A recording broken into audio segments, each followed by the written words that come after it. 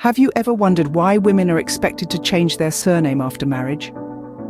This question, seemingly simple, has deep historical roots and a complex connection with women's identity. The tradition of a woman adopting her husband's surname dates back to an era when women were, unfortunately, considered property rather than equal partners. During this time, a woman shedding her family name to take on her husband's was a symbolic transfer of ownership from her father to her husband. Now, fast forward to the present day, we've made significant progress in the pursuit of women's rights and gender equality. Women are CEOs, political leaders, pioneers in science, and so much more. Yet, this tradition of changing surnames persists. It's an interesting paradox, isn't it? While many women today choose to adopt their husband's surname for reasons of unity or tradition, it's worth pondering why this tradition remains primarily one-sided. Would a man ever consider changing his surname to his wife's? If not, why is that? Is it because societal norms suggest that it's weird or emasculating? Or are we so deeply rooted in tradition that the mere idea seems unfathomable? But if we truly champion equality, shouldn't this choice be equally available and acceptable for both parties? Moreover, it's not just about the tradition itself, but the implications it has on a woman's identity. A surname, after all, is more than just a label. It's a link to our heritage, our lineage, and the identity that we have built since birth. By changing it, are we inadvertently letting go of a part of ourselves? Of course, every woman has the right to make her own choices, and if a woman chooses to change her surname, that is her prerogative. But it's essential that this decision is a choice, not an expectation.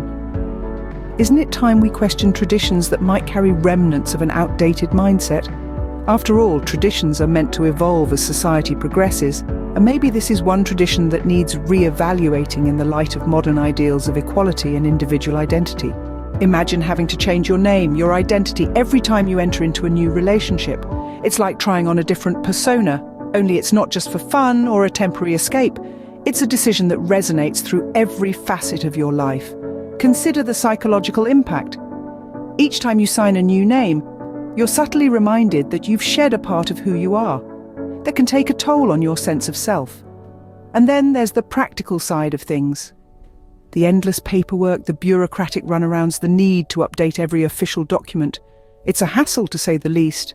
But perhaps the most profound loss is the emotional one. Your birth name, the name you've grown up with, has a deep personal connection. Losing it can feel like losing a part of your history, your heritage. Shouldn't a woman's family name be her lifelong identity, just like a man's? What if we told you there's a world of benefits to keeping your own surname? Imagine for a moment that you're a professional woman, known and respected in your field. Changing your name could mean starting over, having to re-establish your professional identity. Now consider the essence of who you are, your personal identity. Do you feel it's tied to your name? Many women do. And maintaining their surname allows them to preserve this important part of themselves. Let's not forget about equality. In a relationship where both parties retain their names, a certain balance is struck, a mutual respect for each other's identity. It's a subtle yet powerful way to promote equality in a relationship. Traditions are important, but they should be dynamic, changing and evolving as society does. So, when deciding on whether to change your surname after marriage, consider these benefits. Perhaps it's time to redefine our notions of tradition and identity, don't you think? The choice is yours, and it's a powerful one. Let's take a moment to reflect on this. What we've discussed today isn't about right or wrong. It's about choice, autonomy, and identity. It's about challenging norms that no longer serve us, norms that may have been born in a time and place where women weren't seen as equal partners. Imagine for a moment a world where a man is just as likely to change his surname to his wife's as she is to his. A world where the question isn't, will she change her name, but what name will they choose? This decision, whether to keep your birth name or adopt a new one, is deeply personal, and no one but you should make it. It's a choice that impacts your personal and professional life, and it's one that should be made with careful consideration. So let's start questioning, let's start challenging, let's start making choices that reflect our values, our autonomy, and our identity. Remember, your name, your identity is yours to keep. Let's promote equality, one name at a time.